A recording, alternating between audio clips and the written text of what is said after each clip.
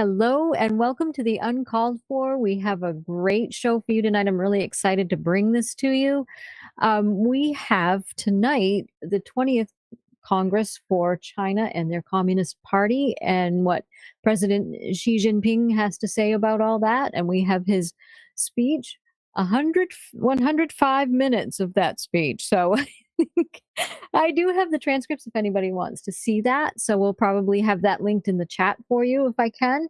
And then what we'll do is we'll just go over the highlights because I think that that would take at least 4 or 5 shows to go over that one speech. So we'll have all of that information for you too, if you would so like. So in Chinese. Yeah. So basically what we're going to do is I'm just going to let you know who is all here, and then we can get started right into the show so we can get going. First of all, we have tonight doing all of the production work for us and taking care of all the sets and everything for us. Dick Dawson is here. We have Commander 401. We have Nick Suter from the In Time show, which is a wonderful addition for us. He's a wonderful guest, so this is going to be wonderful. We also have Claire S. Bear and DKG Custom to round us all out, and of course me, unfortunately for everybody. But thank you so much, everybody, for coming, and I can't wait to get started. I hope everyone's doing well and everything. So, yeah. Happy to be here. Thank you. Indeed. Thank you. I'm glad to have you all here. Next week, we will be coming back to the Iran thing because we have just so much to cover on that. It's just, there's new news every day. So we're going to keep Mahsa Amini's picture up for a while too, because I think it's a worthy cause. Absolutely. So, yeah.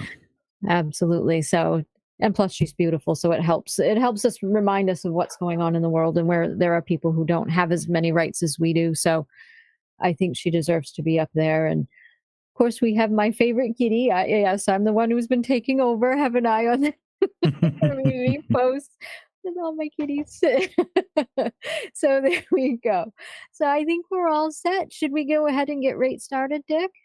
Sure. Here we go. Thank you so much. We have the first one, which is from BBC News, which is interesting. So yeah, this is, I guess, is just going to start us off. And this is just a video, right, Dick? Yeah, it's a minute 12, and it should be a good primer. I'll just go right into it here. Absolutely. Thank you so much.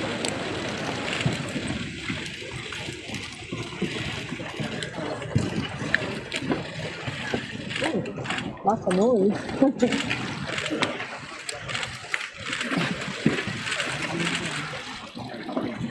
It's like trying to move a corpse. I know. Exactly.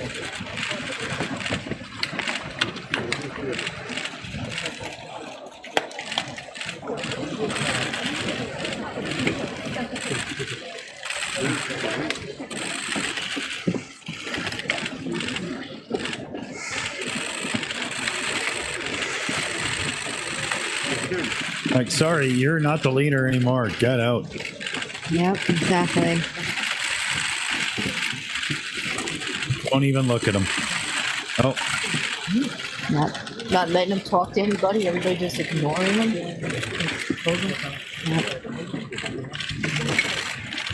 He's probably thinking it's not a good thing that's happening right now. Wow. So that's a change. That's how you get treated when you're the former. Exactly. And Jinshu was right. The Chinese are going soft. Where's the taser? Yeah, that's how regime changes happen, I guess, over there. And it's a change of leadership, and he's cementing his power, I guess. Yeah.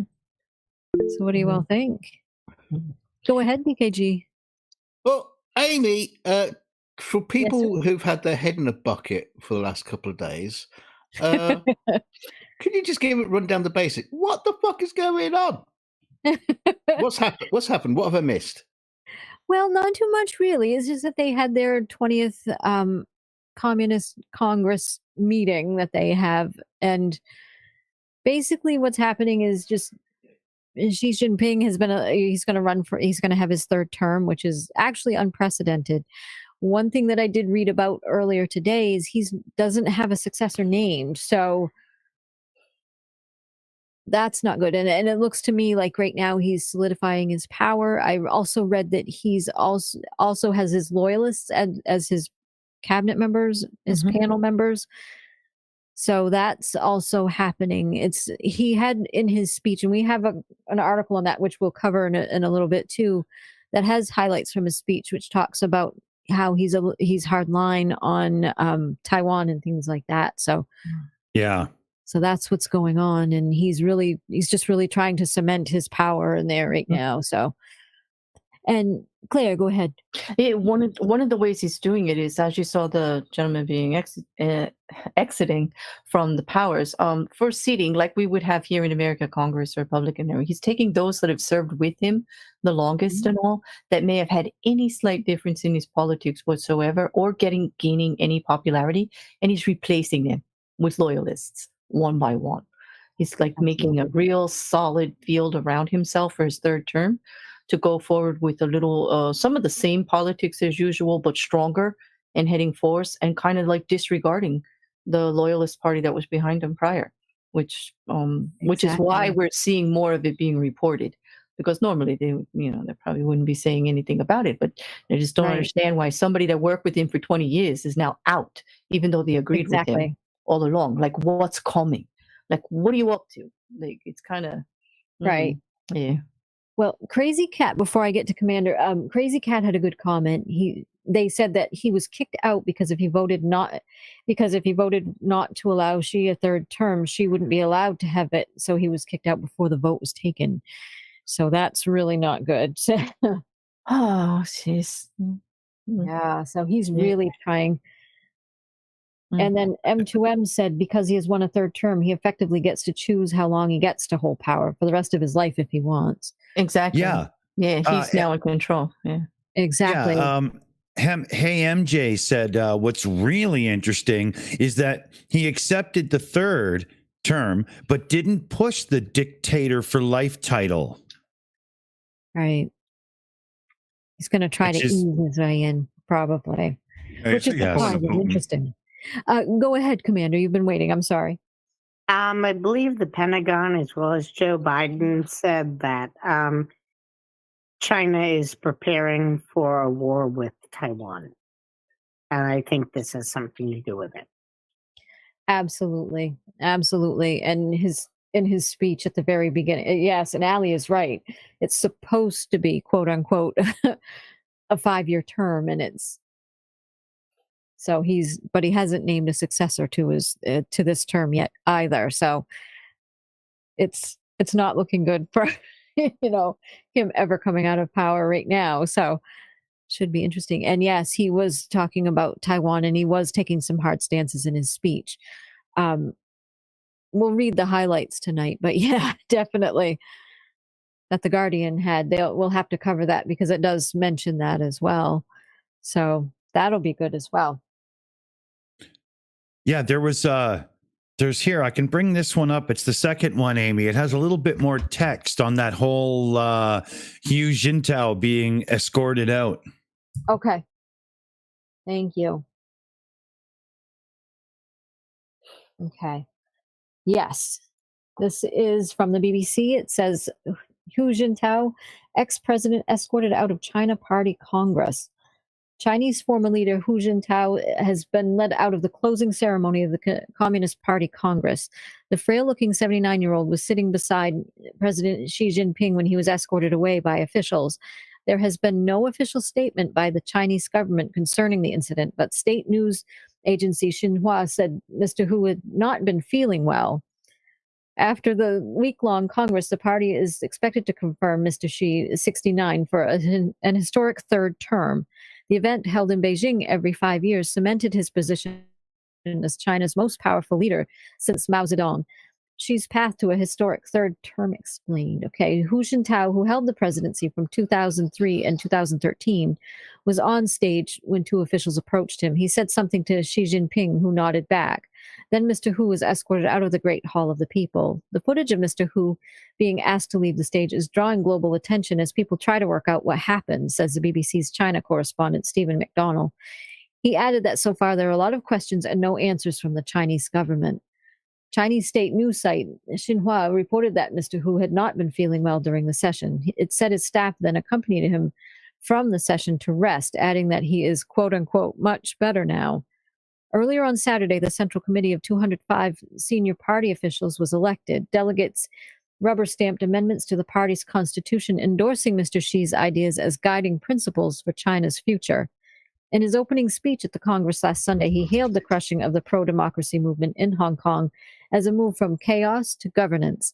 He also reaffirmed China's right to use force to seize the self-ruled island of Taiwan. Mr. Xi currently combines the positions of General Secretary of the Communist Party, President and Head of the Armed Forces. He is also referred to as Paramount or Supreme Leader. On Sunday, he is expected to be officially confirmed for a third term as General Secretary and to unveil his new leadership team. In 2018, he abolished the presidential two-term limit, paving the way for him to rule indefinitely. I myself, from the outside, with my limited knowledge of what's going on around there, I see this as somebody consolidating people around them that are very much, in line with him and, making sure that, there's no interruptions and it's just my way or the highway. Mm-hmm. Exactly. And that's what I'm seeing too as well.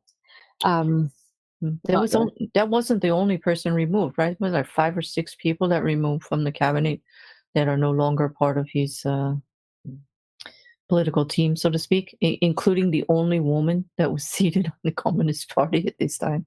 I know. Out, like, yeah, see you, like, boom, yeah, quite a few. Quite a few, exactly. You're right. I'm sorry. Oh, I'm sorry. I didn't mean to do that. M2M said not feeling well equals not towing the party line, the only party. That makes sense. Yeah. Yeah. Yep. And oddly, the ex-pres seemed to calm down when she nodded at him, or at least acknowledged his presence. That's what Hey MJ said. Yeah. Interesting situation. It is a very interesting situation, and it's interesting to see in this time that we have such things going on where somebody can just picked up and dragged right out of a meeting like that because they, quote unquote, don't toe the party line. That's pretty scary. Yeah, that's pretty scary. And actually, M2M is right. We saw much the same thing with Putin, only by slightly different means. Yep. Yeah, many of them just didn't show up for their appointments, True. Yeah. Didn't show up in some certain things. never to be seen again. Like Exactly. The next article goes into the whole cabinet reshuffle and whatnot, or whatever they call it, right? Excellent. Yeah, it's pretty good here. I think I got it ready. Yep, there we go. Some of them are, why don't web pages just keep the info in the middle? Some are on the left, some are on the right. It really makes it hard to crop and use your content as ours. I know. Exactly.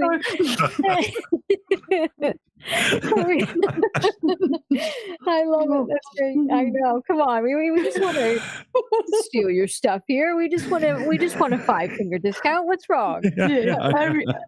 I totally resemble that remark. Good YouTube channels borrow from other channels. Great YouTube channels steal from them outright. Picasso said it himself, baby. Exactly. They should consider it flattery, really. It's like seal of approval. Yes. Absolutely. Oh, God. Oh my God, no, I can't stop laughing. That was good. Okay. All right. So we have Xi in control at China's Communist Congress as ex-president removed. Chinese President Xi Jinping looked locked in support for a historic third term in power at the Communist Party's Congress on Saturday, but the dramatic removal of his predecessor from the event stole the headlines. At the end of the week-long gathering in Beijing, China's ruling party approved a sweeping reshuffle that saw a number of top officials, including Premier Li Keqiang, step down, allowing Xi to appoint new allies. The largely rubber-stamped meeting of around 2,300 party delegates was meticulously choreographed, with Xi determined to avoid any surprises as he enshrined his leadership for the next 5 years. However, in an unexpected move that punctured the proceedings at the Great Hall of the People, former leader Hu Jintao was led out of the closing ceremony, which is not good. Yep. The frail-looking 79-year-old seemed reluctant to leave the front row where he was sitting next to Xi. No official explanation was given, and AFP did not receive any response from Chinese authorities on the incident. Delegates then approved a call obliging all party members to uphold Comrade Xi Jinping's core position on the party's Central Committee and in the party as a whole, according to a unanimously passed resolution on changes to the party charter. Xi is now all but certain to be unveiled as General Secretary on Sunday, shortly after the first meeting of the new Central Committee. This will allow Xi to sail through to a third term as China's president, due to be announced during the government's annual legislative sessions in March. The Central Committee of around 200 senior party officials was elected shortly before the closing ceremony. A list of officials in the group revealed that 4 out of 7 members of the party's standing committee, the apex of power, would retire. Among them is current Premier Li Keqiang, who, as well as fellow Politburo Standing Committee members Wang Yang, who is touted as a possible successor to Li, Han Zheng, and Li Shanshu. Han and Li Shanshu were widely expected to step down, having surpassed the informal age limit of 68 for Politburo-level officials, a requirement not extended to 69-year-old Xi. So he's retiring them if they get too old, too. Wang and Li Keqiang, both 67, could have still continued in the Standing Committee or 25-member Politburo for another 5-year term. Another high-profile Communist Party top brass absent from the new Central Committee include high-ranking diplomat Yang Jiechi and economic czar Liu He. Analysts were closely watching for whether the party charter would be amended to enshrine Xi Jinping thought as a guiding philosophy, a move that would put Xi on a par with Mao Zedong. That did not take place, though the resolution did call the creed the Marxism of contemporary China and of the 21st century, adding that it embodies the best Chinese culture and ethos of this era. Xi previously abolished the presidential 2-term limit in 2018, paving the way for him to rule indefinitely. The Congress has effectively cemented Xi's position as China's most powerful leader since Mao. Xi's power will be akin to that of the dictator of China, and there will be next to no scope for anyone to advise him to attempt course correction, said Steve Sang, director of the SOAS China Institute at the University of London. One of the key questions outstanding is if Xi will appoint a potential successor to the Politburo Standing Committee. This could be answered on Sunday when the Standing Committee is unveiled. Delegates also on Saturday enshrined in the party's constitution opposition to Taiwanese independence. Beijing has always pledged to retake the self-ruled democratic island by force if necessary. And that's from France 24, this one I got the article from. Yeah. Wow. Mm-hmm. So far, I'm seeing a trend in the parts of the message that are being emphasized by the news. Yes. You know, the reshuffling of the people and the hard line on Taiwan and whatnot are definitely what everybody, and, you know, whether or not, you know, dude was really, you know, in a bad way, or it was more like, you know what, we've just had enough of you, buddy. You're gone. Mm-hmm. Absolutely. Mm-hmm. We should, you know, what we should do is we should go through these articles pre-show and we should just number the names to make it easier. And we could just say, you know, do number 3 and, you know, do number 2. Yeah. And up in the corner, you can just have the names and the pronunciation over there, and just like leave it there. Just refer to the graph. Yeah, sorry. There's so many of them. Yeah. There's so many, and yeah, there's so much going on in there too. I give you great credit, Aimee. I'm just like nope. Thank you. I try my best. Sometimes I slip up, but I don't mean any disrespect. But no, you're doing an excellent job, actually. You do. Thank you. Thank you. So yeah. Yeah, you're it's- giving most of these people way more effort in pronouncing their name than I would bother to. So hats off.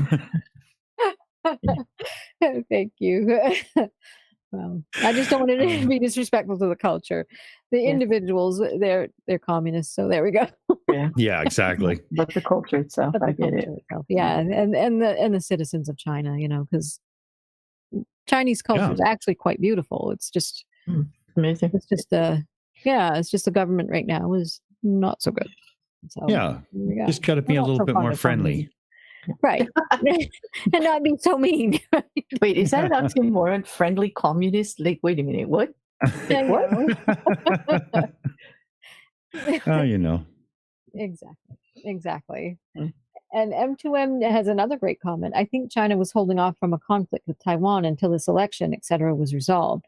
But I think we could see an attack on Taiwan very soon. That's his prediction. Oh, I did think you you might be read right. I think if you read his speech, you could be spot on. Number one, the placement of his conversation about Taiwan was very up in the beginning of his speech. Unprecedented. And fair warning to the states to stay the heck out of it too. Right? Yeah. Black and white. Yeah. Exactly. I'd That's like for you, to Nancy hear. Pelosi. Stay out of there. Yeah, I'd like to get Nick's opinion on that. Mm-hmm. No, I don't think they're going to invade Taiwan. I think the chances of them invading Taiwan ever is probably less than 10%. There's a couple, there's a couple. Now, keep in mind, talking about it is a great way to detract from their economy. Their economy is in the process of collapsing, possibly enough to wipe out the Chinese government.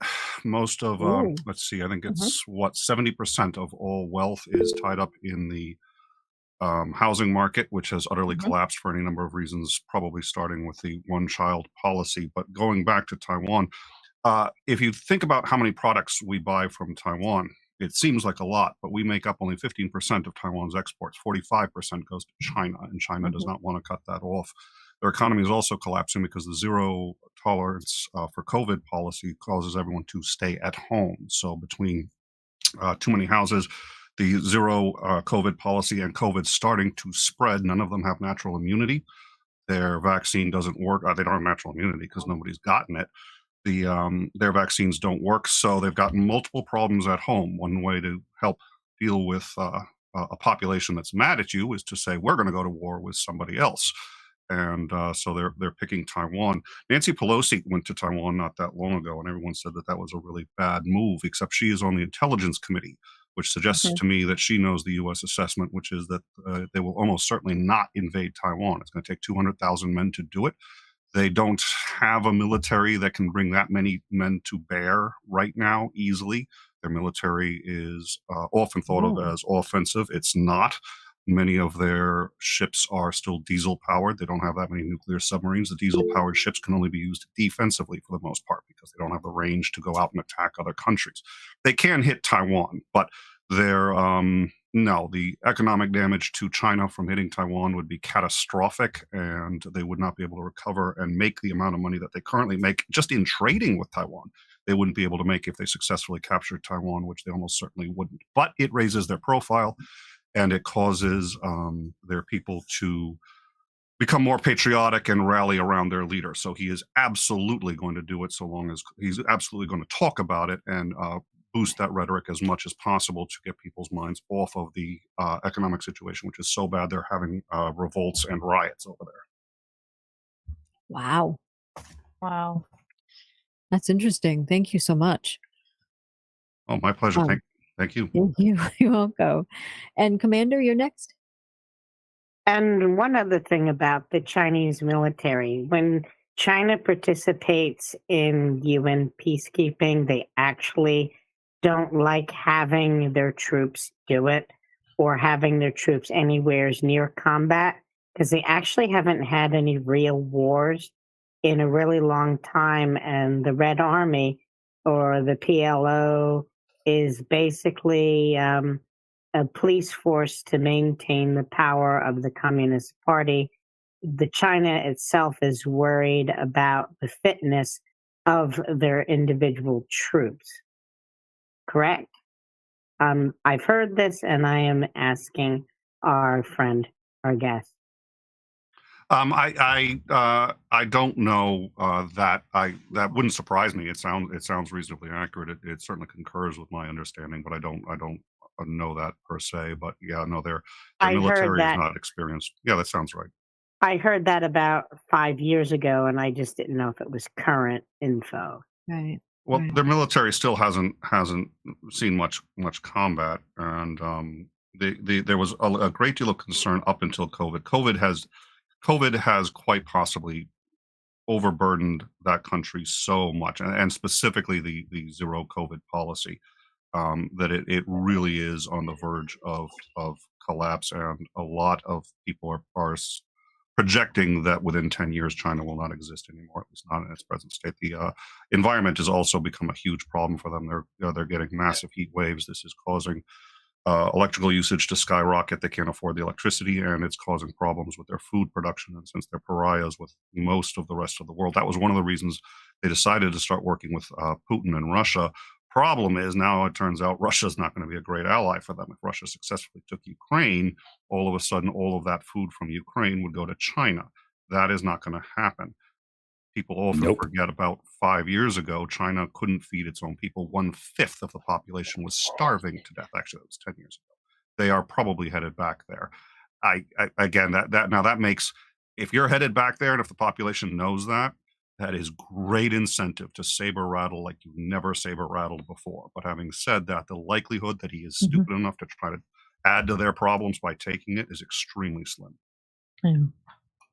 Exactly. And there was a great comment from Space Wolf said, exactly, for China to even attempt to invade Taiwan from the previous conversation would be the final nail in the CCP's coffin of their own construction. And then Aaron had a great comment as well about how they still abide by a social hierarchy developed from Confucian ideals. So that makes politics a mess. Mm-hmm. So, yeah. And then Christina had a good point too. She says, I think in the president's speech, point number 11 covers their goals for modernizing their security, which means increasing combat readiness. Yeah, throughout that speech, there were quite a few things, like the way that they put. Although I agree with Nick that it would be quite foolish for them to attack Taiwan, but just to put it out there politically, like the inference of it does distract from what's going on in the economy. That's true, and it's a mess. Yeah. Let me give a great example. We're going to build a wall, and Mexico's going to pay for it. Exactly, it's like that. Exactly my point. Nick, Exactly. right where I'm going with it. But if you read the rest of the speech, there is quite a lot of bravado in there. There is the bulking of defenses. There is training going on. There is getting ready. Nobody's going to come for us. Like there's a lot of little things in there.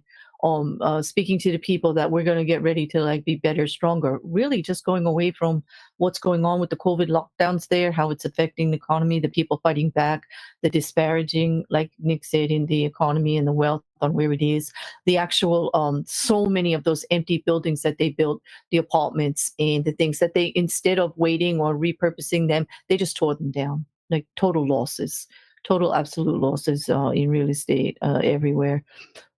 A really delicate economy, and they got to fight back, and the way they got to get the people on the side to do it.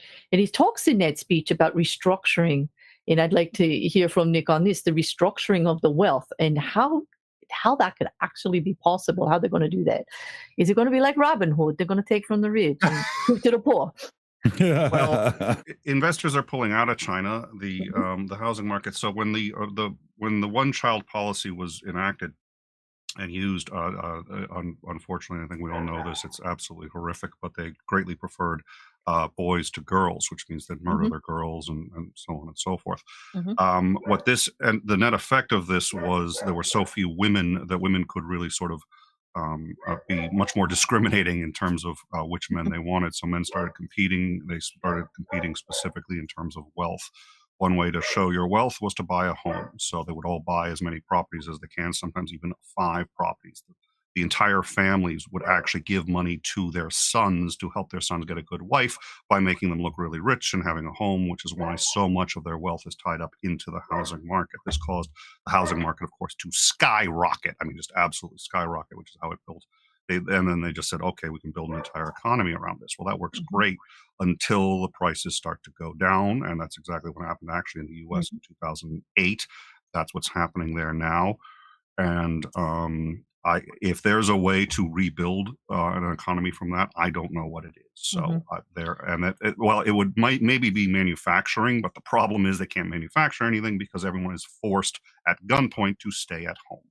Exactly, because of the COVID lockdowns, which is what the people are pushing against right now the most. Although their borders are down, they're being very severe about it still, right? And they're claiming that that's what's affecting the economy the most, as you just said.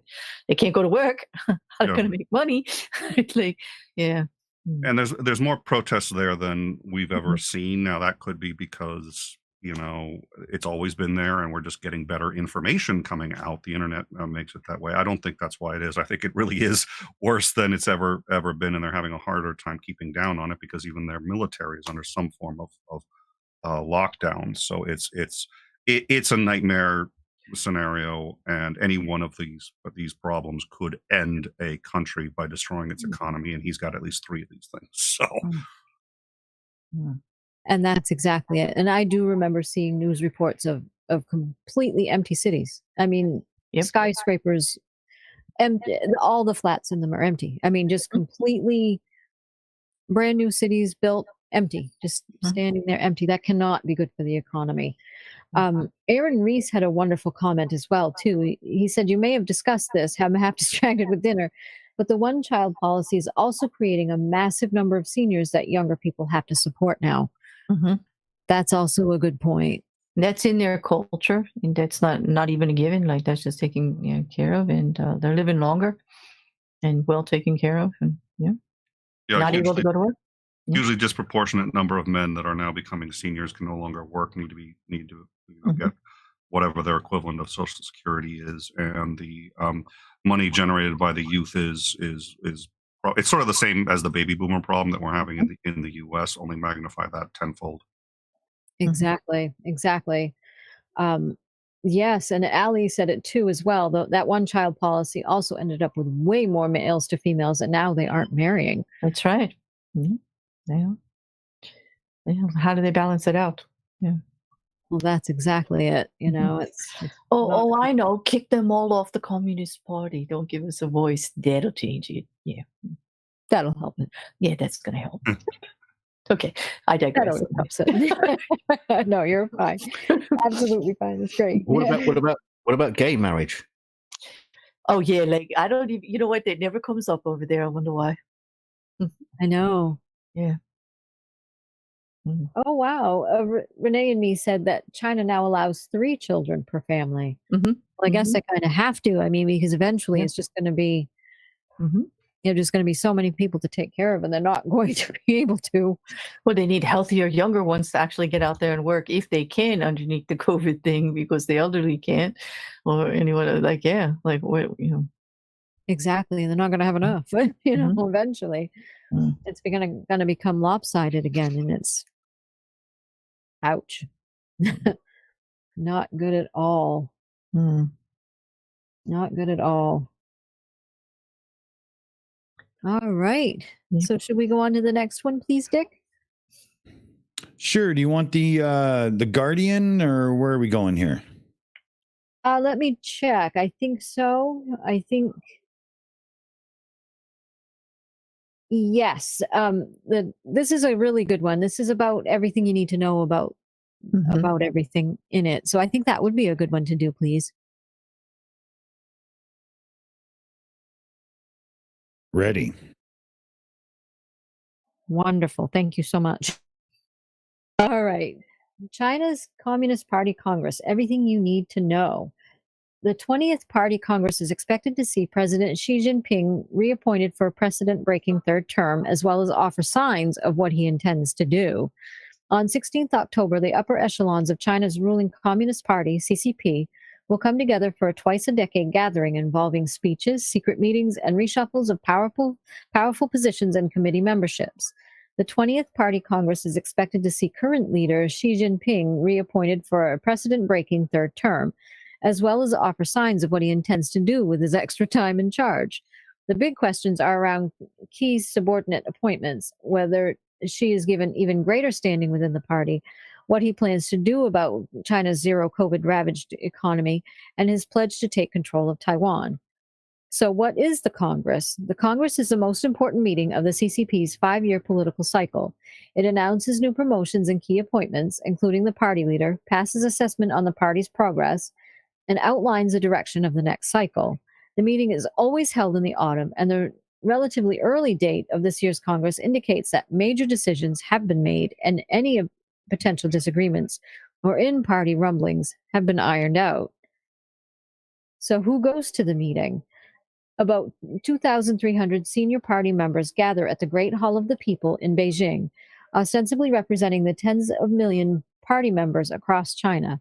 Of those, there are 200 members of the elite Central Committee with voting rights, plus another 170 alternates. That committee is responsible for electing the 25-member Politburo, of which the 7 most powerful are appointed to the Politburo Standing Committee, the PSC. You made it onto the big committee, and then the power flows to you, said Ryan Manuel, a Hong Kong-based expert on Chinese politics. Manuel said the reshuffle was much like a multinational announcing a massive senior retirements and the elevation of junior employees to replace them, but with the new job titles held off until the National People's Congress in March. After you've been bumped up in seniority, you're given a new position to reflect your new status, Manuel said. Everyone is ranked, and Xi, as General Secretary of the Central Committee, sits atop the pyramid. He also holds the title of Chairman of the Central Military Commission and President of the People's Republic of China. The first 2 are up for renewal at the Congress, but the title of President, which carries the least power despite being the most commonly used internationally, will roll over at next year's NPC. General Secretary is the most important role, providing near total control of the CCP. There are a litany of other titles, some relating to specific power over various political and security bodies, and others are more symbolic. The 2016 bestowing of core leader elevated Xi to the same level as past leaders Mao Zedong, Deng Xiaoping, and Jiang Zemin. This year's analysts are watching out for one potential addition in particular, the resurrection of Mao's title of party chairman. The return of the title would alter the CCP's power structure, but also create challenges, as described by Dr. Ling Li of the University of Vienna. What happens at the meeting? The actual schedule of events is almost entirely behind closed doors. The previous Congress opened with a lengthy speech by Xi outlining the CCP's successes and its priorities for the coming term. I do think the overall theme could be some overall notion of great rejuvenation of the Chinese nation, said Victor Xi, a politics professor at the University of California, San Diego. That would, of course, have repercussions on the economy. For this goal, China would have to keep growing, and militarily it has to get stronger. It has to be an increasingly influential power in the world. Xi has likely hoped for total stability and positivity across China to set a perfect stage for the Congress, but that wasn't to be. In his second term, Xi proclaimed the elimination of extreme poverty in China, launched massive interventions on the excesses of tech, development, and education industries, essentially took control of Hong Kong, and kept the death toll from COVID-19 low. But the economy is in trouble, and the social impacts of zero COVID have caused frustration. Last month's military drills around Taiwan also caused some domestic concern, despite general support for the unification of Taiwan.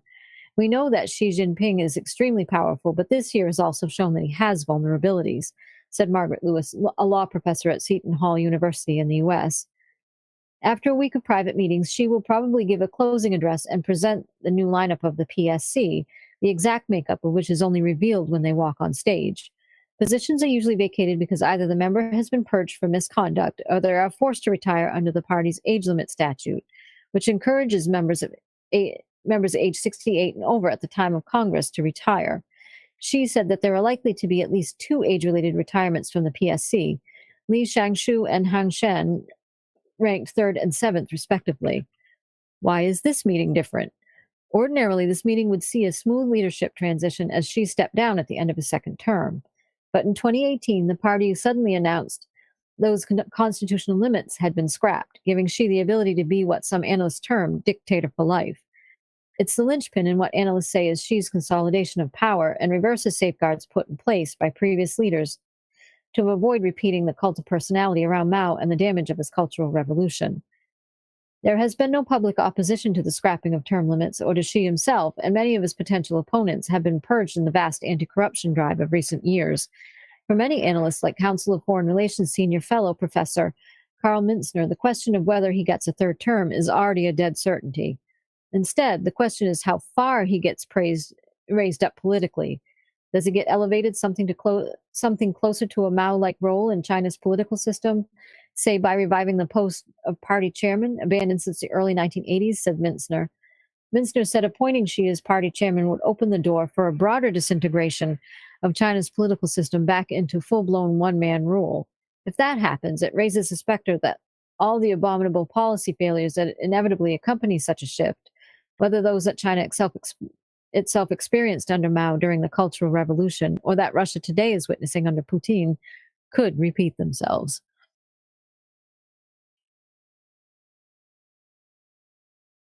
So I think when going through that and then now knowing how things have played out, it very much feels to me like we're just inching closer to the, one ruler to rule them all situation. That's what it seems like right now. He's really consolidating his power. He wants to be just like all the other dictators in the past, and he just wants, and that's where it's headed, it seems like. And everybody else is seeming to lose power as time goes on. And just as a reminder, the last time this was done in China under Mao, 40 to 80 million people died, more than under Stalin and Hitler combined. Yeah. Exactly. During that Cultural Revolution, is that what it was? Yep. And and it was starvation, prison camps, so the whole nine yards. Yep. Everything, yeah. So that's not good. No, nobody wants that, but it's pretty hard to see it going any other way because you've got somebody that's already like a total on record hardliner for Taiwan and whatnot. So somebody like that isn't just going to turn around with any dissent in their own ranks or this and that and be fine. So you can just see the hammer coming down. Absolutely. That's the problem. And that kind of leader will eventually start a war to solve all of his problems. Might not be Taiwan, but it's going to be something. Exactly. Claire. Yeah, no, it definitely makes sense why all those people are being removed. Like, because the farther he gets into this and, that he doesn't want any pushback on anything to make it go smoother, faster, do whatever, no dissent at all. He can't have anybody that has any type of voting any other way except for his. Even though they were loyalists, I mean, they actually did mostly go with him on almost everything the last two sessions that he had. Exactly. And that's what the scary part is. Any difference of opinion seems to be, this is at least speculation so far, but it just seems to be that's not what he wants. So he's trying to really get people who are extremely loyal to him. Yeah, it leads toward, speculative. We're looking at it, yes, but it does look like it's going to be more extreme. He's going to be leaning even more into it. It's going to be more volatile. It's going to be rough. Exactly. Almost not quite there, of course, because it's really extreme, but almost he's going in the direction of North Korea, it seems like to me. And like they said too, Vladimir Putin. Yeah, so. Totally. I can see that. I could see where you're coming from with that. Yeah. Because his is extreme too. If you ever look at North Korea and everything, that very extreme, and it's just that one person and their God, and they can do no wrong, and that's where they're headed, and we can see how well that's going. Oh yeah. Yikes. The next article you have up from The Guardian, Aimee, vision for China's next 5 years, key takeaways from the speech, I think is a great one to lead into next there. I think it's next in the list, except for the full transcript.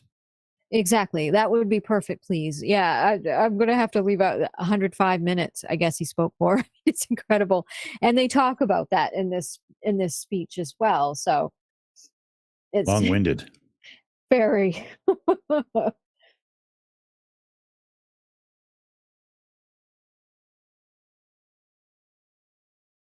So Xi Jinping's vision for China's next 5 years, the key takeaways from his speech, and this is from The Guardian, and it says, China's President Xi Jinping walked into the Great Hall of the People in Beijing on Sunday to open the Communist Party summit and lay out his vision for the next 5 years. He is expected to be formally returned to power this week, and over 104 minutes, his speech gave a foretaste of what is in store for the next half-decade. There were no bombshells. His address paid tribute to the party's achievements under his rule in the last decade and pledged more of the same. Aggression abroad and control at home remain the heart of those plans. Surrounded by party elders, the oldest of them, 105-year-old Song Ping, he addressed a vision of continuity, even though he has moved China away from the collective rule most of them work for. Xi's speech will be examined in depth by analysis monitoring China's path and Chinese officials for whom the text will be compulsory study. Here are 5 key takeaways. The first on the list is Hong Kong and Taiwan. One of the most bellicose sections of Xi's speech covered Hong Kong and Taiwan. Xi praised the CCP's intervention on Hong Kong, a crackdown launched with the support of the local pro-Beijing elites, targeting pro-democracy advocates and political dissent. It had achieved a major transition from chaos to governance, he said. Thanks to these moves, order has been restored in Hong Kong, marking a turn for the better in the region. In a sign of growing focus on Taiwan, Xi brought up the Taiwan question far earlier in the almost 2-hour-long speech than he did on the 2 previous occasions he opened a party congress, which was in 2017 and 2012. If you're putting it in the section when people still have an attention span, it means you are putting it under the microscope, said Wen T-sung, a political analyst at the Australian National University. Xi did not make any significant change from Beijing's long-term position that China seeks peaceful reunification with Taiwan, but will use force if necessary. But he used aggressive language to make a barely veiled attack on U.S. interference. Resolving the Taiwan question is a matter for the Chinese. It is a matter that must be resolved by the Chinese. The longer Party Congress work report, of which the speech is an excerpt, said reunification remained a requirement for Xi's dream of the great rejuvenation of the Chinese nation, which he aims to complete by 2049. If I can here, I don't know if Nick Kenny has anything on this or anybody on the panel, but what is it about Taiwan that China is wagging their tail to get their hands on so bad? What's the deal? Microchips. Production. I'm forgetting the name of the company, but there's one company that produces pretty much most of the microchips in the world, and its production facilities are in Taiwan, and Taiwan said that if China invaded it, they would destroy the facilities. So TSMC. And then yes, that sounds TSMC. Like it. Okay. I think the chips are a big part of it. Another part of it is that China has 31 provinces, and one of the things that most of them have in common is they don't want to be in China. Taiwan it's easiest because of the water between them. If Taiwan's allowed to secede, and this is the same thinking that the U.S. has with allowing even a single state to secede. It's illegal for a state to secede. And the thinking is, well, gee, we can't actually keep the union if states are allowed to secede. And as much as we are closer to a civil war in the U.S. than we've been at any time since the last Civil War, we're still getting along better with our government, really, than China for the most part. They will leave if they can. If Taiwan is allowed to leave, they will not be the last, and China will be reorganized dramatically in some way and knocked back significantly in size. They know that, so they can't allow it. Is allowing Taiwan to leave is an existential crisis to China. It's very hard to underestimate how serious it would be if they actually left. Yeah, true. If one can, then so can others. Like, as soon as you make it possible and successful, others will follow. Cool. So send the Tomahawk missiles and everything to basically allow Taiwan to blow the invasion fleet out of the water. Yeah, there's complications with that, similar to us, Yeah. I think that as much as the policy that the U.S. has had, which is to not officially recognize Taiwan, but in all respects treat Taiwan as its own government, has worked beautifully in keeping the peace, and it's whoever has the ball at the end of the game wins. We have the ball. They are being treated as a separate country. So as long as we don't force China's hand over time, eventually they will just lose Taiwan. It's not a great way to do it, but it's the worst way to get Taiwan free, except for every other way. Right. Exactly. And thank you so much for that. But yeah, so he has a vision and he has a timeline. So it'd be interesting to see how that works out. Indeed. Yeah. So shall I keep going? Mm-hmm. Thank you. Okay. So the next section is on the economy. China's economic growth, turbocharged for decades, has begun to dramatically slow, leaving officials worried about social unrest and trying to shift focus to the quality of growth. Xi's speech took aim at China's vast inequality gap, with a promise to step up regulation on income distribution and wealth accumulation. As U.S. sanctions and restrictions on Chinese tech manufacturing start to bite, Xi has also pledged innovation and investment in key technological areas to achieve greater self-reliance. But Xi doubled down on one of the biggest temporary drivers of China's economic woes, its commitment to his zero-COVID policy. It has kept China's borders all but sealed as the rest of the world opened up again, and random lockdowns have been crippling businesses overnight. He lauded China's all-out people's war on the virus as a success, which had protected the people's health and safety to the greatest extent possible. Shall I keep going? Sure, yeah. Thank you. So, corruption. Thank you. Xi's signature anti-corruption campaign resulted in millions of officials being investigated and many senior figures punished or jailed on graft charges. The crackdown is thought to be popular among citizens fed up with pervasive graft, although it is virtually impossible to do accurate polling on issues like this in China. Conveniently for Xi, some of the targets have been current or potential political rivals. Xi said the campaign was a battle against corruption on a scale unprecedented in our history and would continue. Corruption is the biggest cancer that harms the vitality and combat effectiveness of the party, and anti-corruption is the most thorough self-revolution. As long as there is the soil and conditions for corruption, the fight against corruption will not stop for a moment. Foreign policy. These speeches are usually a domestic affair, and Xi did not refer to any individual nations, even with the intense international interest in China's relationship with Russia and its potential influence over the Ukraine war. But in a signal Xi is likely to continue with an aggressive expansionist foreign policy, he celebrated China's growing global clout. China's international influence, appeal, and power to shape the world has significantly increased, he said. Confronted with drastic changes in the international landscape, we have maintained firm strategic resolve and shown a fighting spirit. He also warned other countries against interfering in international disputes that China considers internal issues.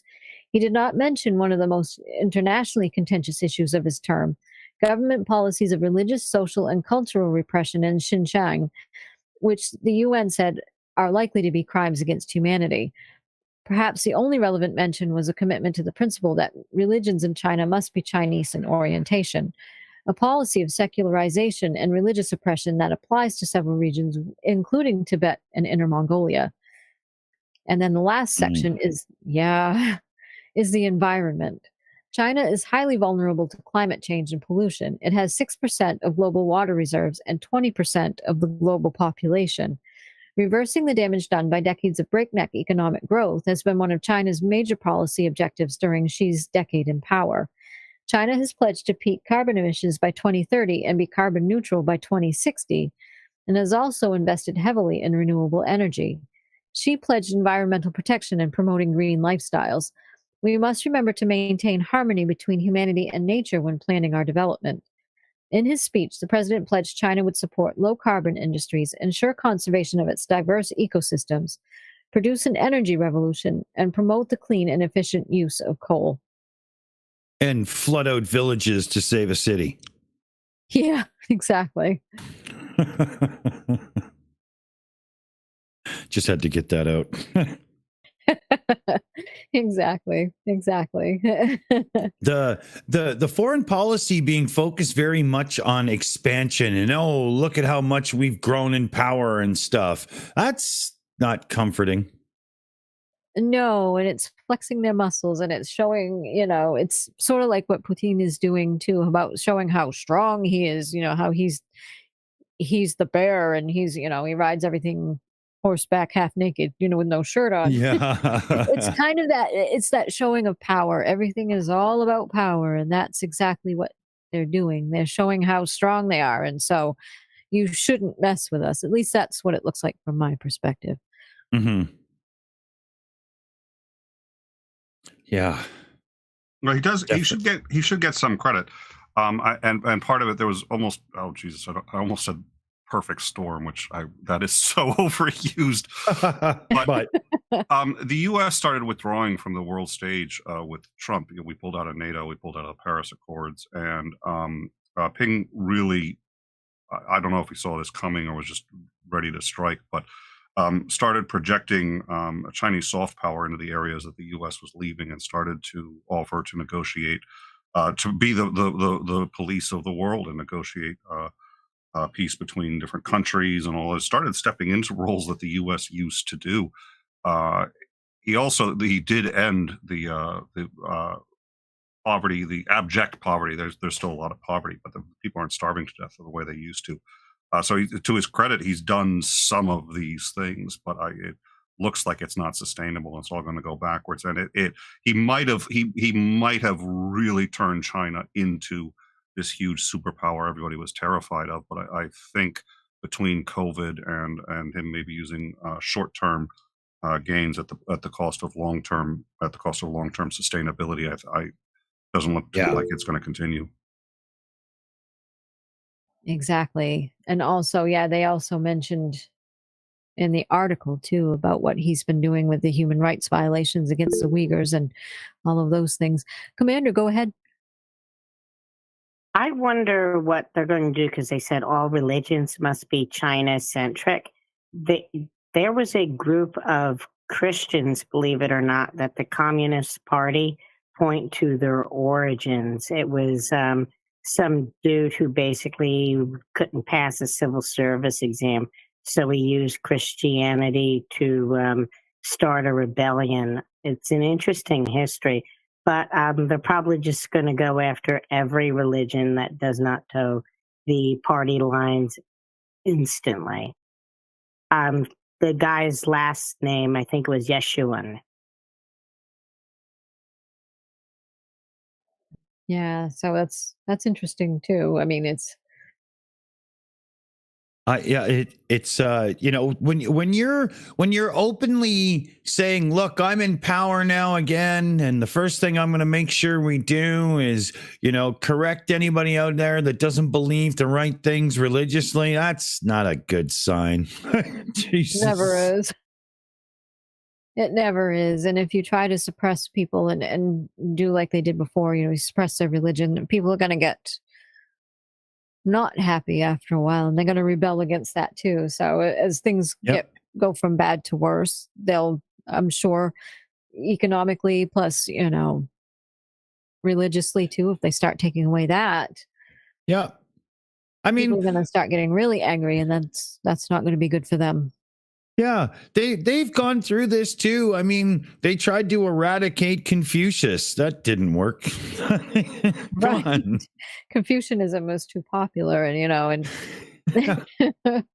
yeah, and as is Buddhism over there too, as well, as far as I know. But yeah, people aren't going to be happy. I mean, these things have been around for thousands of years, and yeah. how long has the Communist Party been around? Less than 100. So there you go. I think it's like 80 something. Is that what it is? Yeah, I knew it was. A few years ago, they had their 80th anniversary. Yeah, this was only their 20th party Congress, right? So, Right. And they have those every 5 years. So, yeah. So I was close. Yeah. Well, where do you want to go next here, Aimee? Did you want to go to the first Reuters one? Yes, please. All right.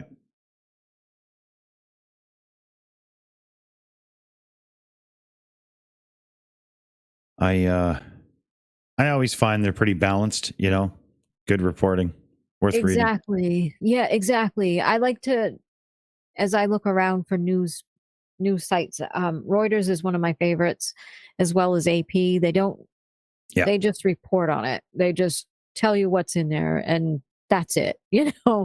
I like that. Exactly. They don't give you an opinion. They just state what's going on, and or something like this. It'll be informative. It'll tell you what information you need to know. So it's good. This one is China's 20th Communist Party Congress, what you need to know. And China's 20th Communist Party Congress began on Sunday with Xi Jinping poised to clinch his third 5-year stint in charge, a mandate that would secure him as the country's most powerful ruler since founding leader Mao Zedong.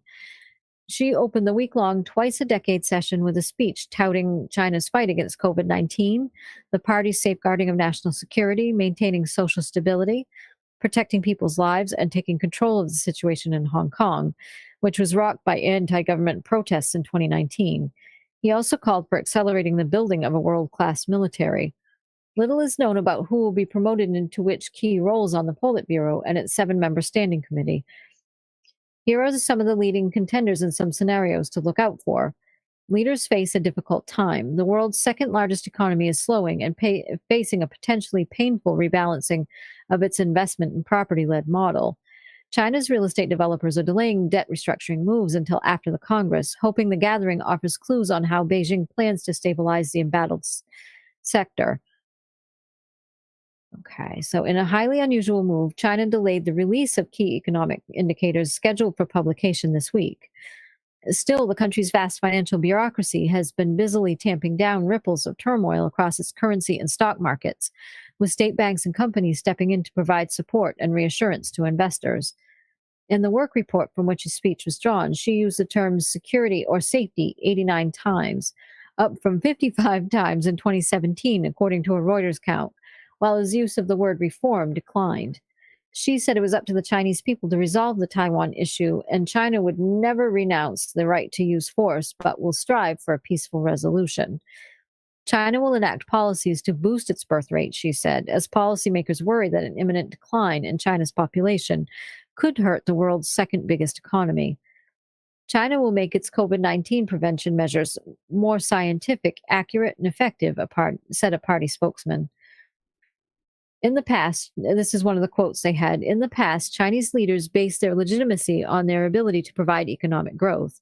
Now, with the economy slowing, Xi tries to shift the basis of legitimacy from economic growth to security, that he can be the one who saves and protects China, said Alfred Wu, Associate Professor, Lee Kuan Yew School of Public Policy, National University of Singapore. Huh. That's an interesting sum up of it, because, you can see a lot of that in there. Absolutely. That's what they're going for. Yeah, and I think the focus is definitely financially based when you see how much everybody sees the focus on the Taiwan thing. Definitely. Absolutely. I'm not sure this whole thing is going to come out well when it comes to them being provocative on the world stage. I don't think so either. I don't think it's going to turn out well at all, especially if they're having such turmoil right now, especially with the economy not doing so well and with everything else going on too. It's not helping anybody else's economy. So it's kind of like a snowball effect. Yeah, it'd be really nice to see the world really get Ukraine armed up and get Russia fucking beat, because that would send a little message to the rest of the world as well. Hey, you try this shit and the whole world is just going to step in and make sure they can fight you off. And, that might, cause a few people to just stop and go, Exactly. The whole world is watching. So... slightly inaccurate there, Dick. Half the world is on their side, the other half isn't. Unfortunately, the same thing could happen in reverse. Yeah, but there's a lot of wealthy countries on the side of screw them. So I see what you mean though, because I'm not going to start naming names and stuff because I get in a lot of trouble, but there are some people out there that, could back things decently. I see what you're getting at. Yeah. Aaron makes a good comment, though. The focus on safety calls to mind the fear tactics of the McCarthy era and the post 9/11 politics here in the States. It is quite similar. Mm-hmm. It is quite similar, and if you notice, a lot of the far right things, one of their biggest things is their fear of communism, and it's like the McCarthy era all over again. History is repeating itself again. Not good. Yeah, it's like if we don't get the lesson the first time, it's got to come back around and smack us a bit. Exactly. Pay attention to your history, folks. Pay attention to what's going on. That's getting harder and harder. I don't know if you see what's going on, but yeah, they're rewriting those books. Yeah, they are. It's like, wow. I know. Yeah. And I understand that. It's very difficult, especially with all the misinformation going around. And that makes it that much harder. I mean, history's not pleasant. Bad things happen. But that doesn't mean you get to rewrite it and do it over. If you want to do it over, actually do it over in the future when you get the opportunity, when the situation comes. Do it better. Or but pick something nice. Right. You don't get to just say it never happened. or like, that's not the way to learn from it at all. Well, that's exactly it. I really like what Real Cygnus said, and I've said this before myself. The pendulum always tends to swing too far in both directions before any stability. I agree with that. You see that in everything from social issues to all of these issues, It's incredible. Yeah. Just have to remember in extreme situations, when you start lopping off heads, remember how that worked out in the end for the French. It's not always the answer.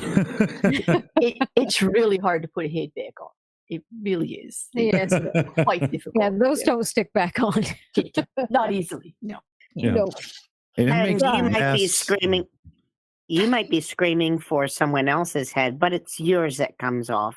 Remember that. That could happen. Exactly. Yeah, but the French are very, very stubborn. You cut their heads off, they'll just go, "No, you didn't cut off my head. I spit at you." No, monsieur. It's only a flesh wound, right? It's only a flesh wound. Yeah, more like, you didn't do it right. Let me show you the actual proper French way to cut off a head. Or they'll put on safety vests, go out into the street and start burning things in protest. Oh, yes. The Gilets jaunes. That protest. The yellow vest. That's right. That's right. As Christina said, did you see the Russia head that went flying from a Ukrainian drone drop? Yeah. That video is getting a lot of play. It's become very popular. People. I haven't seen it. I'll have to do that after. Thank you. I'm all set. Thank you. I don't want to see you. No, I recommend. Nah. Yeah, it is as advertised. Exactly what she said. Exactly. I think that's a big fat nope for me. Yeah. The human race is revolting. Yes, it is, William. You're right. It's a helmet, Christina said. Still, he's not wrong. That is very true. All right. We got two more here. And you want the second Reuters one? Yes, please. All right.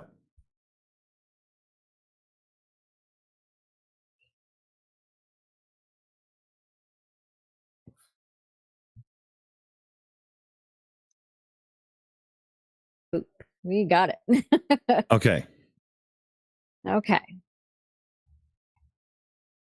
We've got China's Xi clinches third term, pacts leadership with loyalists. And they all look happy.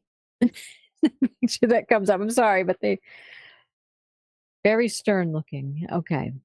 Shanghai party boss Li Xiang is seen as likely next premier.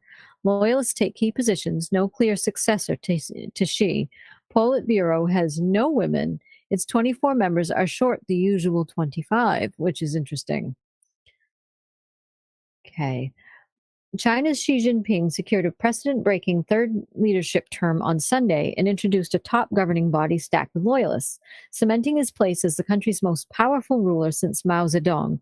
Shanghai Communist Party chief Li Qiang followed Xi onto the stage at the Great Hall of the People as the new Politburo Standing Committee was introduced, putting him in line to become the premier when Li Keqiang retires in March.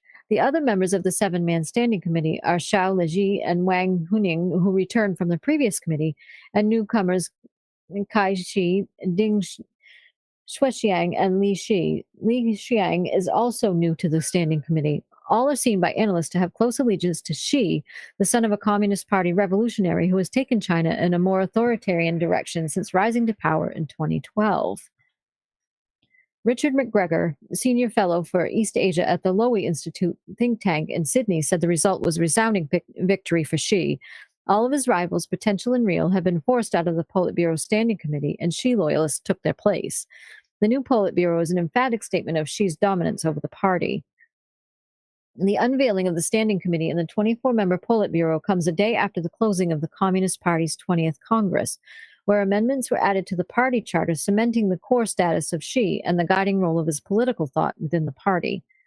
Still, the 69-year-old Xi faces stiff challenges as the world's second-largest economy slows and frustration over his zero-COVID policy grows. China is also increasingly estranged from the West, exacerbated by Xi's support for Russia's Vladimir Putin and mounting tensions over Taiwan. This is a leadership that will be focused on achieving Xi's political goals rather than pursuing their own agendas for what they think is best for the country, said Drew Thompson, a visiting senior research fellow at the National University of Singapore's Lee Kuan Yew School of Public Policy. There is only one correct way to govern, and that is Xi's way.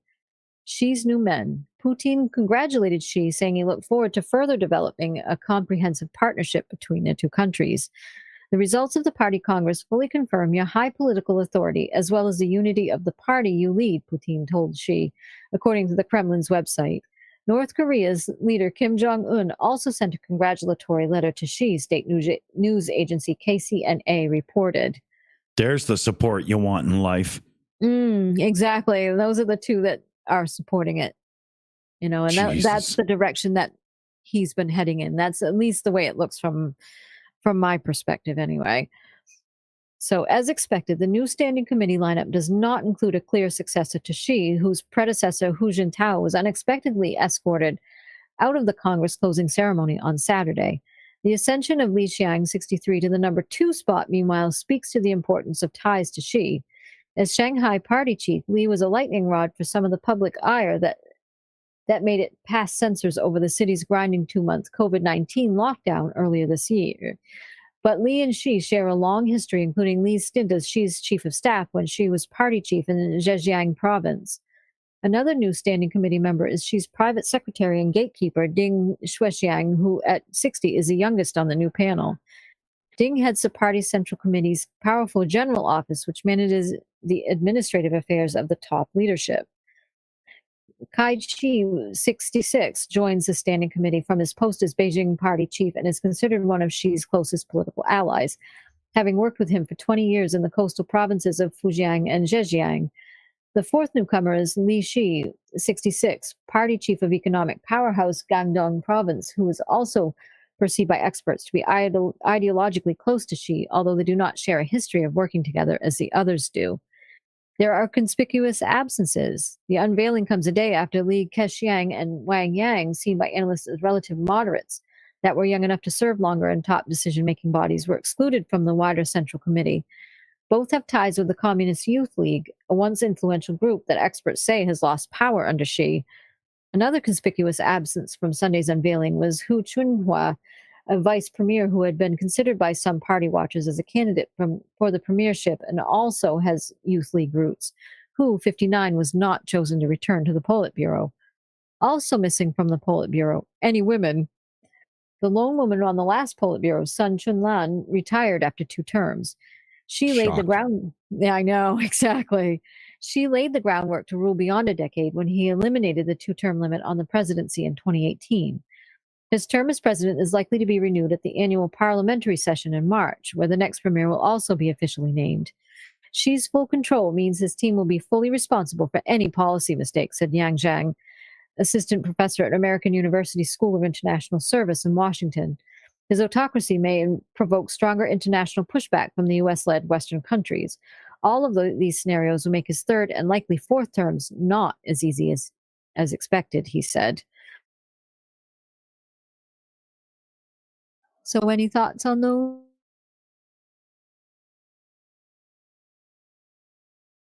I think this really reinforces the, getting the people that are hardline to his line.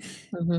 Really shows, because it's all the older crowd that would be, Mm-hmm. hanging on and don't want to be, so they're like, yep, cool. And anybody who might have a counter thought in any way just found themselves under the rug.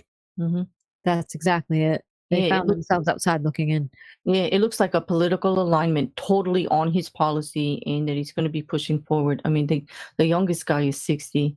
Everybody that he has pulled up, including his second, the second that he put in charge is like totally one of his guys that's voted everything that he wanted, did everything that he wanted for the last term.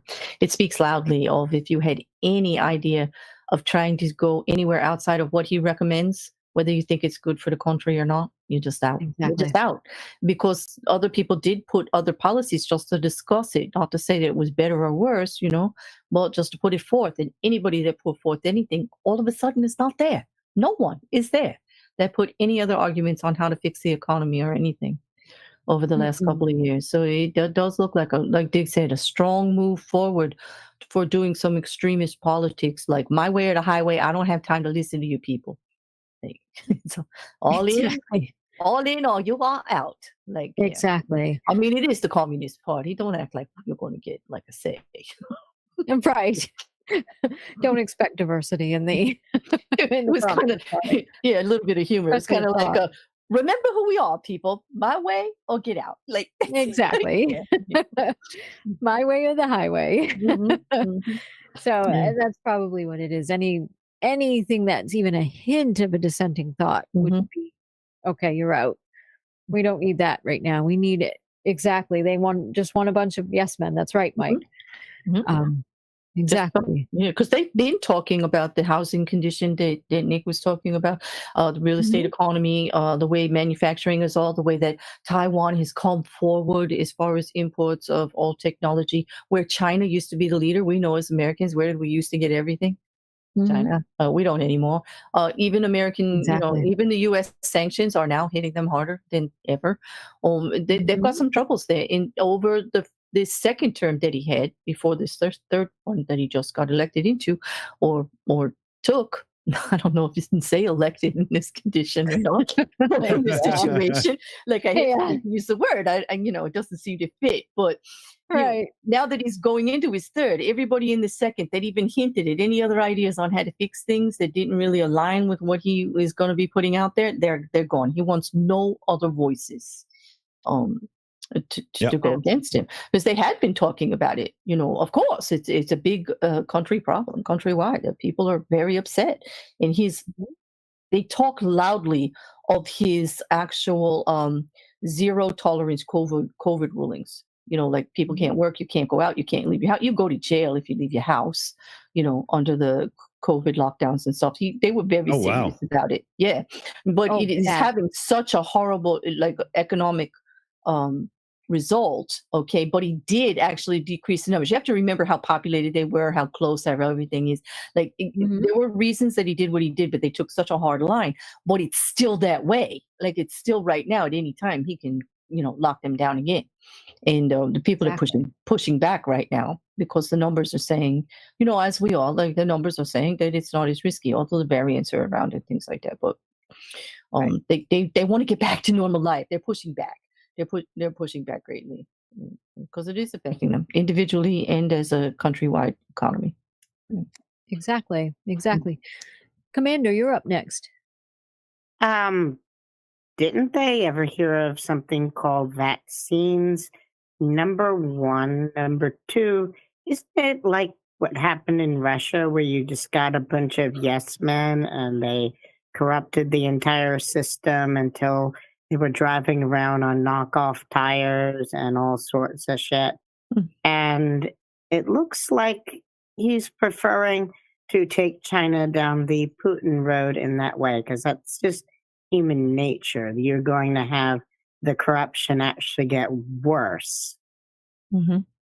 Exactly. And I guess they did have vaccines, but I guess from what I read in one of the articles that theirs wasn't quite as effective as what we have over here in the West. So did they participate in the worldwide drive? I don't think they did. I think they stayed out. I think they were on their own a little bit. And also we have to remember that they took a lot of flack from the rest of the world because of this. Like, people were accusing them greatly. So they weren't really willing to cooperate much with the people that were slandering them, and stuff, and talking badly about the country in general because of the virus. You can understand why they kept to themselves about it, And as far as the communists there go, here's how Chinese communism works. Isn't this great, comrade? I have my Ferrari and my every $1 million car, and everyone else rakes shit.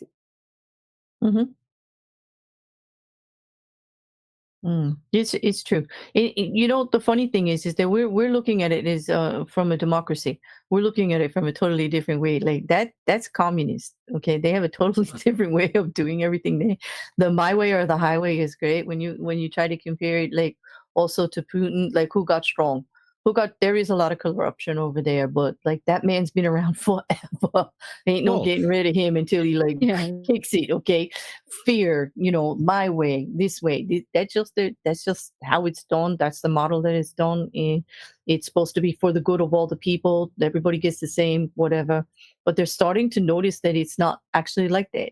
The basis of the Communist Party itself is being questioned by their own people, because it's supposed to be good for all of them. And who is it actually good for? Only the guy at the top.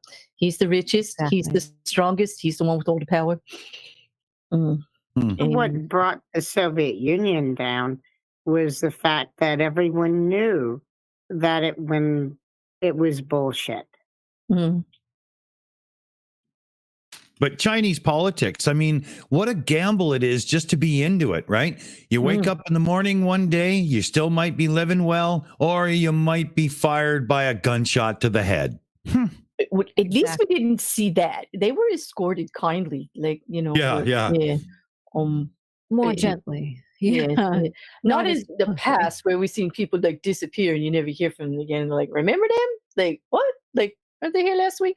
And you don't, like, a lot of disappearing and all. At least it was more like, you're just being removed because under the guidelines I can, because I said so.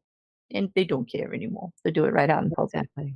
They do. It was right visible and things like that. So yeah, definitely. And actually, under their political guidelines, they did nothing wrong.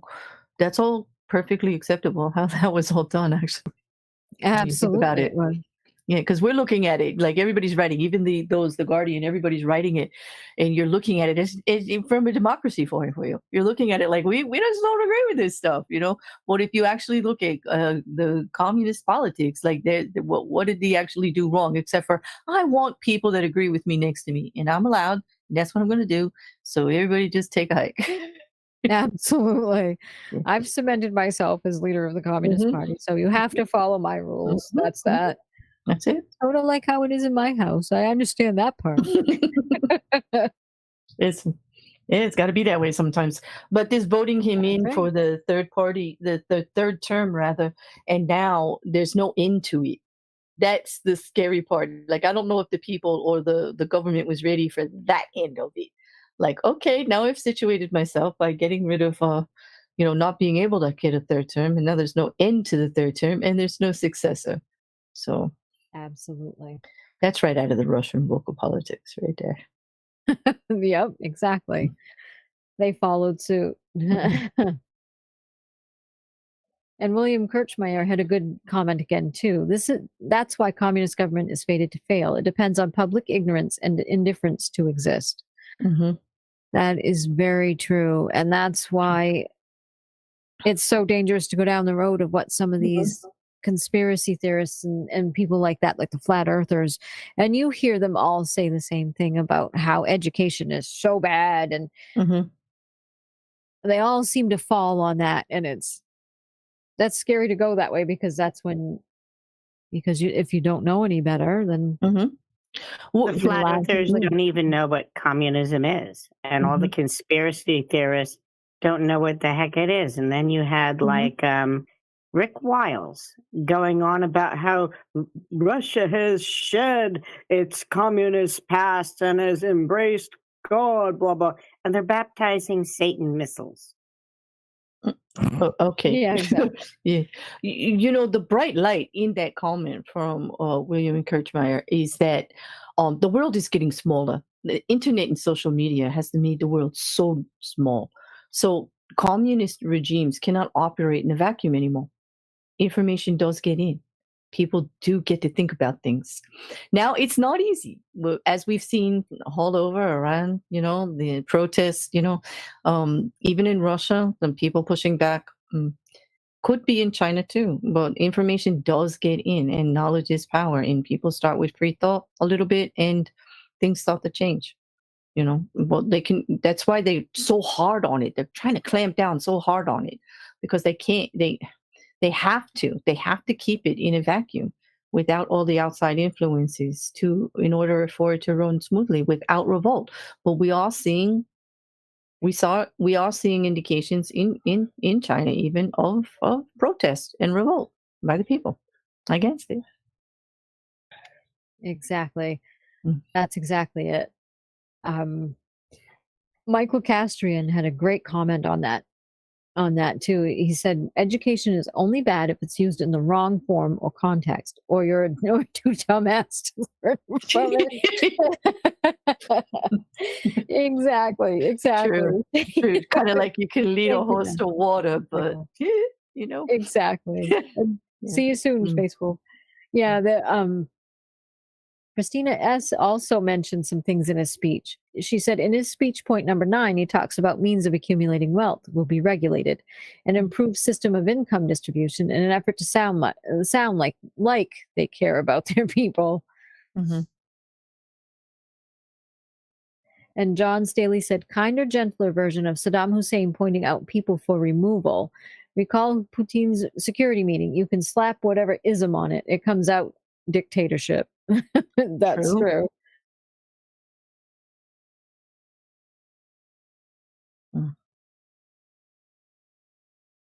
Yep, scary stuff. But yeah, like in that speech, he was going to clamp down on dissent, right? Is that the word he used? Dissent everywhere, in the nations and in the people, in his own country and outside of his country. They're going to be slapping down on dissent. To me, that was a concerning statement. That sounds like very concerning. Some of the statements we saw in the beginning of the stream when they were talking about the speech. There was a lot of rhetoric in there, like getting ready to fight. We're training, we're practicing, we're pushing back, we're ready. Mm-hmm. Now, it could be all rhetoric, like, when we were speaking with Nick from In Time, that it's just, that's politics as usual. Let me just puff up my chest and just put it all out there, like, don't come for me because I'm ready, but right. Yeah, just make the people think like, yeah, we're strong, we're going to do it. Like, we're going to fight for us. But I don't think that's what the people wanted to hear. I think they really wanted to hear more about the economy and how you're going to fix it. Not just that you're going to fix it. How about how? Like, show, a lot of stuff in there. Well, that's exactly it.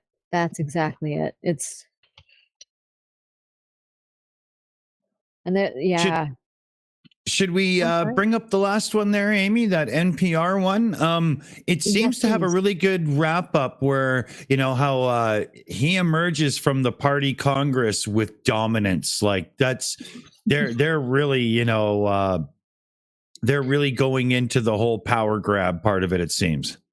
Absolutely. And NPR is another good one I like to follow as well. They've been wonderful too. I like them. Let's see here. All right.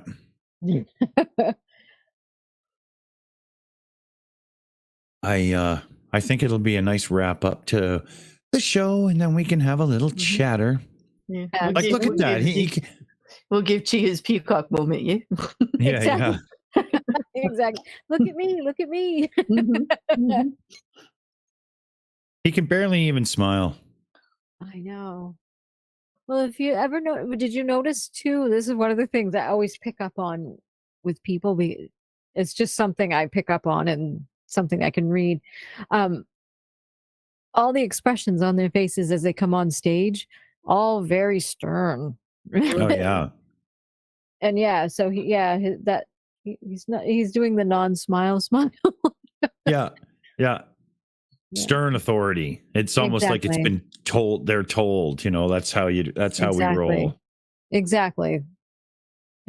Assert dominance, show power. China's Xi Jinping emerges from the Communist Party Congress with dominance. Chinese leader Xi Jinping has emerged from a twice-a-decade Communist Party Congress stronger than ever after securing a third term as party boss and pushing all but his most loyal of allies out of the picture.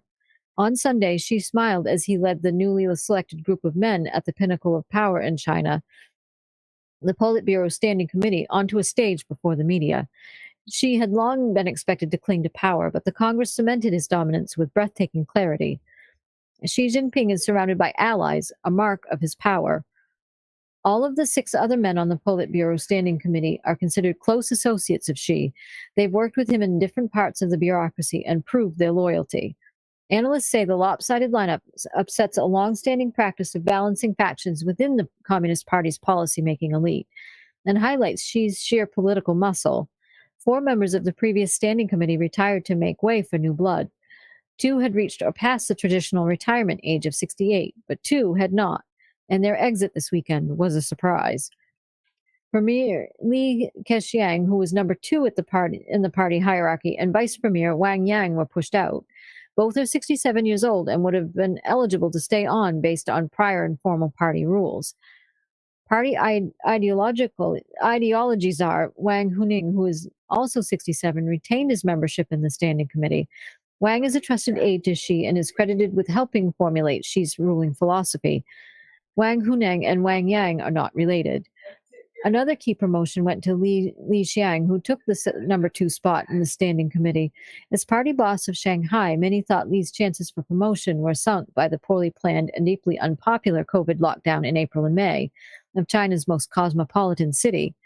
But state media had rallied behind it in a sign of support from on high. Li is poised to become premier when Parliament meets in March. If Li Xiang does become premier, which looks now certain, it clearly means that loyalty is more important than performance, said Tony Sage, an expert on Chinese politics at Harvard University's Kennedy School of Government. It speaks to the extraordinary dominance that Xi Jinping has exerted over all proceedings in the Congress, Sage said. Finally, Vice Premier Hu Shunhua, a 2-time Politburo member, once considered a shoo-in for the Standing Committee, and possibly even a successor to Xi, was demoted. Hu made his way up the political ladder in part through a patronage network, the Communist Youth League, that Xi has largely neutralized. Hu was not re-elected to the Politburo. Analysts say that while Xi may see the loyalist lineup as a coup for his agenda, it risks hampering Beijing's ability to be more nimble and creative in managing thorny challenges, like COVID-19 and the sputtering economy. The party charter was amended. Amendments to the language in the Communist Party charter also bolstered Xi's strength. The party Congress added 2 arcane but important political ideas to the party constitution: the 2 establishes and the 2 safeguards. The 2 establishes call on party members to recognize Xi as the core of the party and to regard his governing philosophy as a key tenet of party rule. The 2 safeguards require party members to protect Xi's status as the core and to safeguard the party's leading role in politics in China. The Congress also enshrined opposition to and deterrence of anyone seeking Taiwan independence. Taiwan has been self-governed since 1949, when Nationalist Party troops fled there after the Communist Party swept to power. Beijing considers it a part of China to be reunited with the mainland by force if necessary. Reunification is seen as a key part of Xi's broad agenda to rejuvenate China and make it a strong nation. The inclusion of Taiwan in the party constitution highlights its importance. Xi kicked the can down the road in terms of succession. When Xi's recent predecessors were in charge, party congresses were occasions to elevate younger leaders for grooming as potential successors. Xi himself took this path to the top, but he has shunned the practice. In 2017, he did not anoint a successor, and again at this party congress, Xi, 69, has left few clues about his plans for eventual succession. None of the new Politburo standing committee members are young enough to be considered true successors to Xi in 5 or 10 years' time. Even a quick glance at the Politburo obviously doesn't seem to indicate a person who's there to be a successor, Sykes said. So it's clear Xi intends to rule. He intends to rule as the key figure, and it pushes any question of succession off into an unpredictable future. And to me, that can be destabilizing.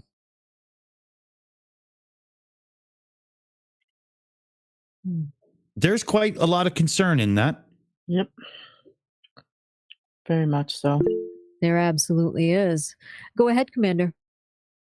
One thing that strikes me that basically happens when things go to hell, and I'm going to bring it up, when political parties say basically what we're about is whatever the dude over there says, that is when the shit starts hitting the fan, whether it be in America today or Germany in the 30s or with Stalin, where after Stalin died, even all the communists said, yes, Stalin was shit.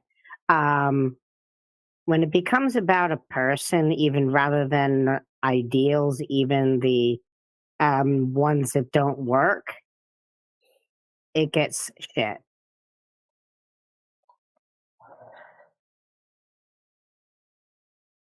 Exactly. John Staley had a great comment. People like Xi are why we don't elect Joe Rogan to office. 100%. Exactly. It's like been there, done that. We've seen that. Yep. We've seen Joe that. Rogan's an idiot. Yes, that too. But you can see how scary that could be. And we don't even have to mention names, and I'm sure everybody knows what I'm talking about. Right. At least Rogan's an entertaining idiot. I mean, well, that's exactly it. Operator Starsky did a video about someone who showed up on Joe Rogan recently. Exactly. Crazy Cat had a great comment. A lot of Chinese people blame Xi for the housing crisis and the loss of their money and being forced to pay for a house that will never actually exist. And that's exactly it. That's true. They're pushing back. They're pushing back hard. Yeah. Very, yeah. The quality of life has decreased greatly there, all based on the economic strife, the housing situation, not being able to work, the zero COVID tolerance policy. It's been really difficult, and it's no wonder they're pushing back a little bit. Well, that's exactly it. Because I remember during the pandemic, especially during the first part of it, when they wanted people to isolate, they would seal them in their homes, in their apartments, and things like that. I remember reading about that. That was so bad, the things they were doing to enact their policies. Exactly. And I might be naive, but I really do not understand why they think just extremist policies like this, where they don't listen to anybody, they don't hear the pushback or the feedback from the people themselves, and then they're just going to strong arm now, build a stronger government to do whatever they want, okay, instead of listening and bringing them into the conversation, and then they don't expect a revolt. Am I crazy? How do they think it's going to end? Well, when you don't listen, when you do not listen to the other side, how do you think it's going to end? You can't think it's going to end well, because it's not. Yeah. And John Staley made that same comment. Oh, China's housing thing was just a pyramid scheme, now collapsing. It's just a house of cards. And so it's just a matter of time. And people are going to get tired of being clamped down on harder and harder and harder. And a lot of the dissent did get through the censors in Shanghai. And that's surprising, considering how they want to assert their power and everything. So it's almost like a retaliation. We'll get a little bit stronger and push a little harder and prevent that from happening, because they see it. I'm sure they see it starting to rise, starting to bubble. Yeah, exactly.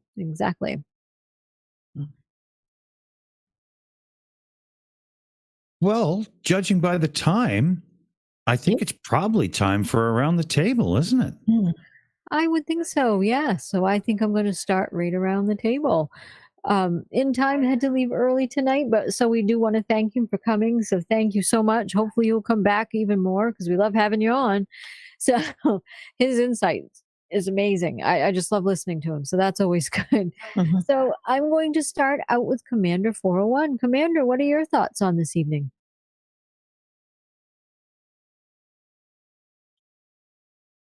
Whoops, I guess. Oh, Bueller. Bueller. Exactly. Yep. So I'm going to go right ahead and go right around, continue around the room, and I'm going to start with DKG Custom. DKG, what are your thoughts on this evening? Crazy. It's all crazy stuff. I don't know what's going on in the world. Just don't ask me anything. Just keep me out of it. I'll just sit here in my little box, just waiting to be bombed. Thank you very much. Okay. Well, thank you for coming, though. We appreciated having you on. This was good. So thank you. And next up, I have Claire S. Bear. Claire, what are your thoughts on this evening? Well, it was an interesting conversation. I really enjoyed hearing more about it. I only just scratched the surface on it myself, and to learn more about what you all know about it, and to hear Nick speaking on it too, to give us the other perspective. I'm scared. That's all I can say. The more I hear about it, the more I think that many of the countries are really just going, including our own, a little too extreme.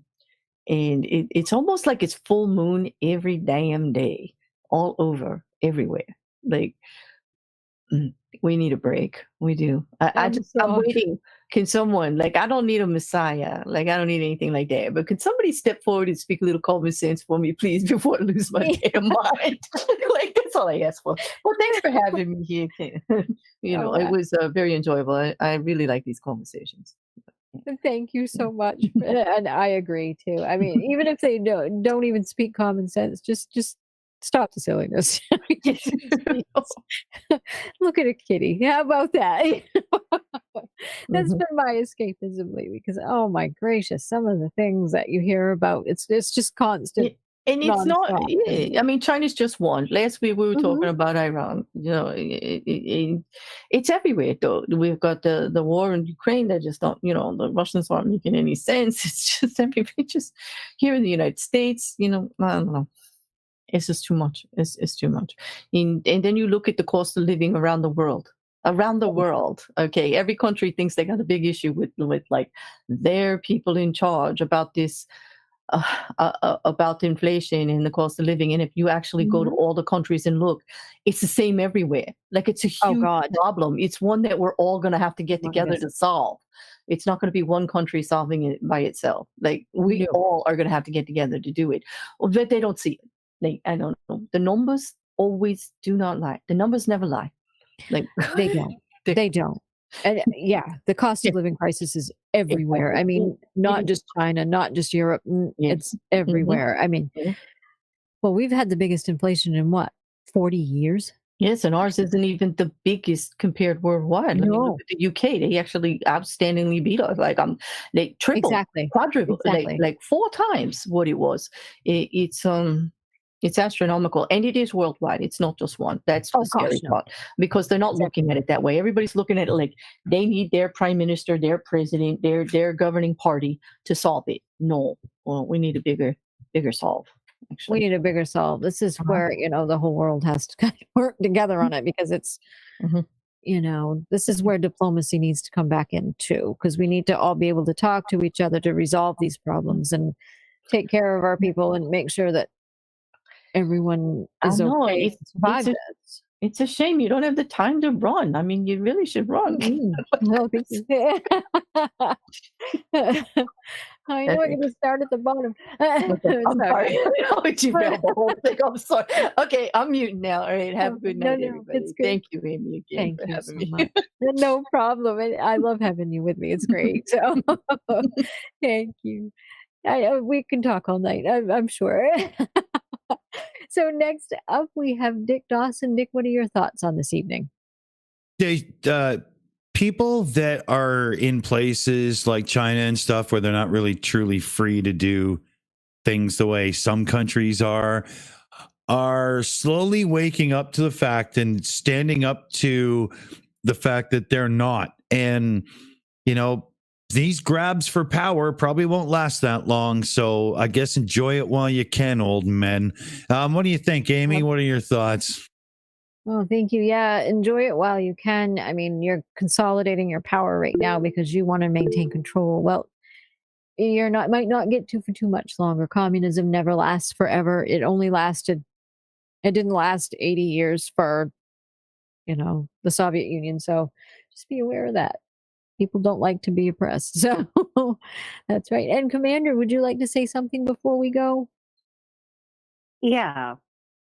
Tonight was absolutely fantastic as far as the subject matter, the commentary. One thing that I want to remind everyone when you're looking at inflation, that thing that, like you said, it's happening all over the world. Mm-hmm. And the inflation rate the United States is having is nothing compared to the inflation rate that Israel was having in the 1960s or 70s, I believe.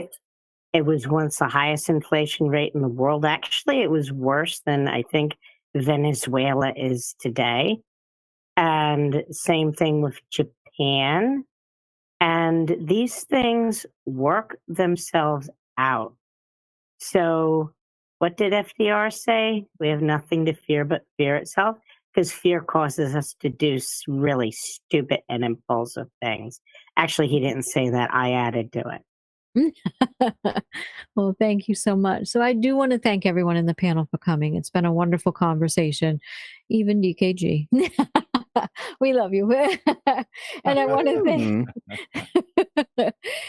to thank everyone in the chat for coming as well. Thank you so much for coming and supporting us and sticking with me on these shows. Thank you so much. Next week we have someone from Iran coming to speak to us about what's going on there. So I know I keep coming back to that topic, but it's something that's really important to me and to everybody. And it's Indeed. Another human rights issue. And at some point we are going to have to cover the Uyghurs in China as well. So it's important. It's important for, for everyone to keep up with human rights. It's not like it's not still happening like right now. Like, so exactly. Yeah, absolutely. It is. And it's ongoing and it will be. And is something that needs to be addressed as well. So hopefully we'll be able to do that in the future. And we've got some other plans. I'm going to look over some other things too. So thank you so much, everyone, for coming. I want to wish you all a good night. Thank you. Good night, Good night, everybody. Good night. Good night, everybody.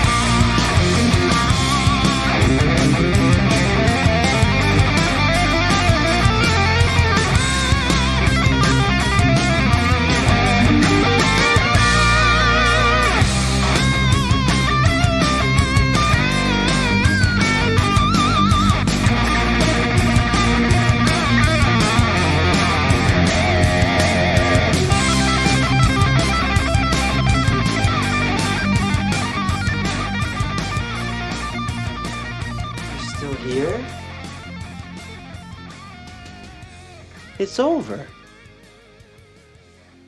Go home.